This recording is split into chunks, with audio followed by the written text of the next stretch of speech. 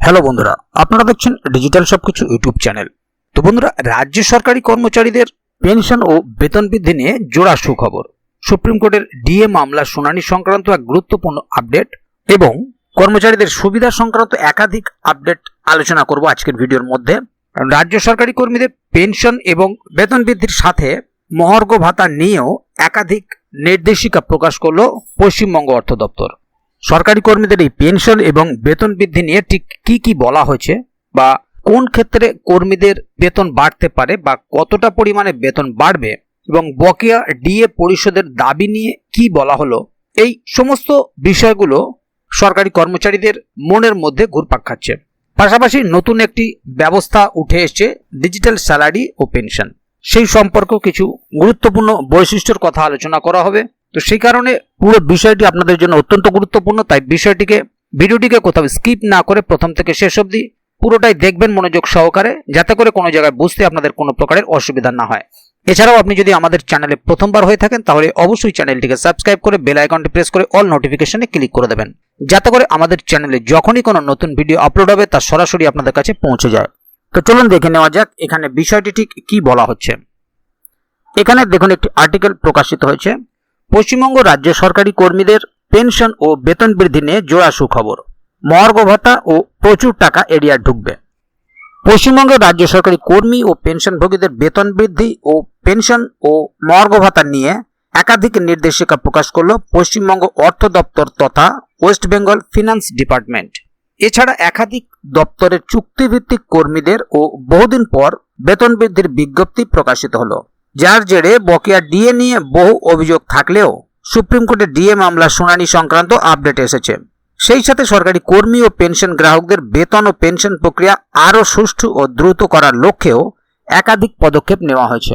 কর্মচারী সুবিধা সংক্রান্ত একাধিক আপডেট বিস্তারিত জেনে নিন। সরকারি কর্মীদের পেনশন ও বেতন বৃদ্ধি।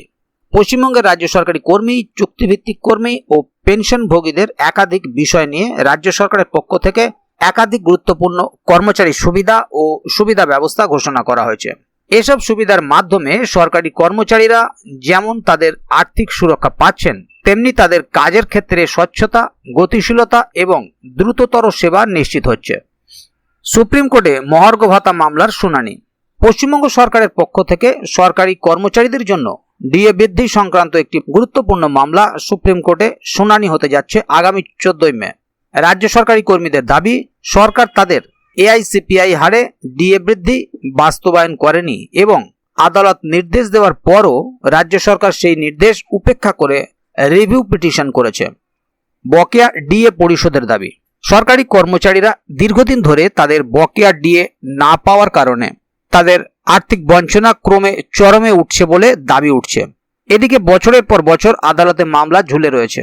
এদিকে কেন্দ্রীয় সরকারি কর্মীদের একপ্রস্ত ডিএ ঘোষণা হলেও পশ্চিমবঙ্গের কর্মীরা ব্যর্থ, আর কেন্দ্র ও রাজ্যের সঙ্গে ডিএর ফারাক ক্রমে বেড়েই চলেছে।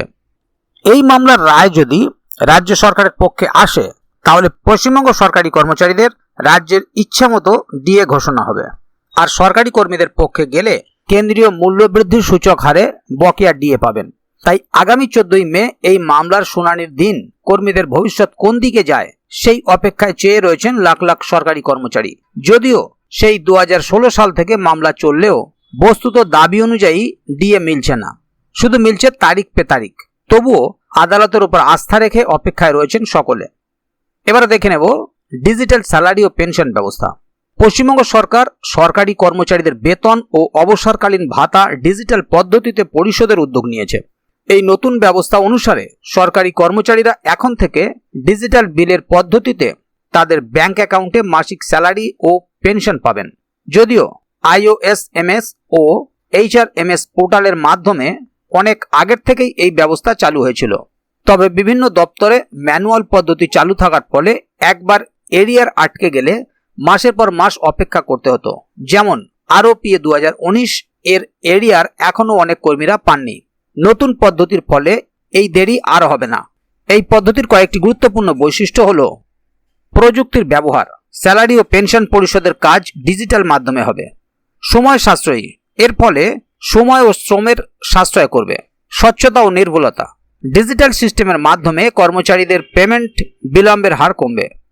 এই উদ্যোগের ফলে সরকারের প্রতি কর্মচারীদের আস্থা বাড়বে। পেমেন্টের ক্ষেত্রে কোনোরূপ অনিয়ম বা ভুলের সম্ভাবনা থাকবে না। এতে কর্মচারীদের সুরক্ষা ও সুবিধা বৃদ্ধি পাবে। এবারে দেখে নেব চুক্তিভিত্তিক ড্রাইভারদের ৩৮,০০০ টাকা পর্যন্ত বেতন বৃদ্ধি। পশ্চিমবঙ্গ সরকার কিছু বিশেষ শ্রেণীর সরকারি কর্মচারীর জন্য একসাথে সর্বোচ্চ ৩৮,০০০ টাকা পর্যন্ত বেতন বৃদ্ধি ঘোষণা করেছে। বিশেষত কিছু চুক্তিভিত্তিক ও উচ্চপদস্থ কর্মচারীদের জন্য এই বেতন বৃদ্ধি ঘোষণা করা হয়েছে। পুরসভা, পর্ষদ বা অন্যান্য সরকারি দপ্তরে নিযুক্ত চুক্তিভিত্তিক কর্মীদের বেতন ১৩,৫০০ টাকা থেকে ১৬,০০০ টাকা করা হয়েছে। সরকারি চুক্তিভিত্তিক গাড়ি চালক বা ড্রাইভারদের বেতন অভিজ্ঞতা অনুযায়ী বৃদ্ধি পাবে। ড্রাইভারদের বেতন বৃদ্ধির হার: প্রথম ৫ বছর বেতন থাকবে ১৬,০০০ টাকা। ৫ বছরের অভিজ্ঞতা বেতন হবে ২০,০০০ টাকা। ১০ বছরের অভিজ্ঞতা বেতন হবে ২৫,০০০ টাকা। ১৫ বছরের অভিজ্ঞতা বেতন হবে ৩১,০০০ টাকা। ২০ বছরের অভিজ্ঞতা সর্বোচ্চ বেতন ৩৮,০০০ টাকা। তো বন্ধুরা, এবারে দেখে নেব বেতন বৃদ্ধির উদ্দেশ্য। এই বেতন বৃদ্ধি সরকারি কর্মচারীদের আর্থিক অবস্থান উন্নত করবে, যা তাদের কাজের প্রতি আরও বেশি উৎসাহিত করবে। যদিও দাবি অনুযায়ী সুযোগ সুবিধা বাড়েনি বলে আক্ষেপ কর্মীদের একাংশের মধ্যে। বেতনের নতুন স্তর: উচ্চপদস্থ কর্মচারীরা তাদের পুরনো বেতনের সাথে এই নতুন বৃদ্ধি পাবেন, যা তাদের মাসিক আয়ের একটি বড় অংশ হিসেবে কাজ করবে। রাজ্য সরকারের এই পদক্ষেপ কর্মচারীদের আর্থিক সুরক্ষা বৃদ্ধি করবে এবং সরকারি দপ্তরগুলোর কর্মক্ষমতা ও মনোবল আরও উন্নত করবে। পশ্চিমবঙ্গ সরকারের পক্ষ থেকে যে উদ্যোগগুলো নেওয়া হয়েছে তা সরকারি কর্মচারী, পেনশনভোগী এবং চুক্তিভিত্তিক কর্মীদের জন্য অত্যন্ত লাভজনক। বিশেষ করে ডিএ মামলার শুনানি, ডিজিটাল স্যালারি ও পেনশন ব্যবস্থা এবং বেতন বৃদ্ধি, এই 3টি পদক্ষেপ কর্মচারীদের জীবনে একটি বড় পরিবর্তন নিয়ে আসবে। এর মাধ্যমে শুধু কর্মচারীদের আর্থিক পরিস্থিতি উন্নত হবে না, বরং সরকারি প্রতিষ্ঠানগুলোর কাজের গতি এবং স্বচ্ছতা বৃদ্ধি পাবে। রাজ্য সরকারের এই উদ্যোগগুলি কর্মচারীদের প্রতি তাদের দায়বদ্ধতা ও যত্নের পরিচয় দেয়, যা রাজ্যের প্রশাসনিক দক্ষতাকেও আরও শক্তিশালী করবে। তাহলে বন্ধুরা, বুঝতেই পারছেন এখানে বিষয়টি ঠিক কি বলা হলো। মূলত কোন কোন ক্ষেত্রে বেতন বাড়বে সেটা আপনারা এখান থেকে জেনে গেলেন বা দেখে নিলেন। পাশাপাশি কত টাকা পর্যন্ত বেতন বাড়তে পারে সেটাও জানলেন এবং নতুন ব্যবস্থা অনুযায়ী আগামী দিন থেকে ডিজিটাল স্যালারি ও পেনশন ব্যবস্থা চালু হচ্ছে এবং সর্বোপরি 14ই মে সুপ্রিম কোর্টে ডিএ মামলার শুনানি আছে। সেখানেও কি আপডেট আসে সেটা অবশ্যই আপনাদেরকে আগামী ভিডিওতে জানাবো। পাশাপাশি এ বিষয়ে যদি আরো নতুন কোনো আপডেট আসে সেগুলিও আপনারা এই চ্যানেলের মধ্য দিয়ে জানতে পেরে যাবেন। সেই কারণে চ্যানেলটিকে সাবস্ক্রাইব করে অবশ্যই চ্যানেলের সঙ্গে থাকবেন, যাতে করে এ বিষয়ে আগামী দিনে আরো নতুন কোনো আপডেট আসলে তা সরাসরি আপনাদের কাছে পৌঁছে যায়। তো বন্ধুরা, আজকের গুরুত্বপূর্ণ ভিডিও আপডেটটি এখানেই শেষ করছি। ভিডিওটি সম্বন্ধে আপনাদের মতামত এবং আপনারা কে কোথা থেকে ভিডিওটি দেখছেন অবশ্যই কমেন্ট বক্সে লিখে জানাবেন।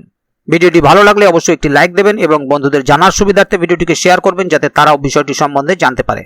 ভিডিওটি শেষ পর্যন্ত দেখার জন্য অসংখ্য ধন্যবাদ। আবার দেখা হবে আগামী ভিডিওতে। ততক্ষণ পর্যন্ত ভালো থাকুন, সুস্থ থাকুন। ধন্যবাদ।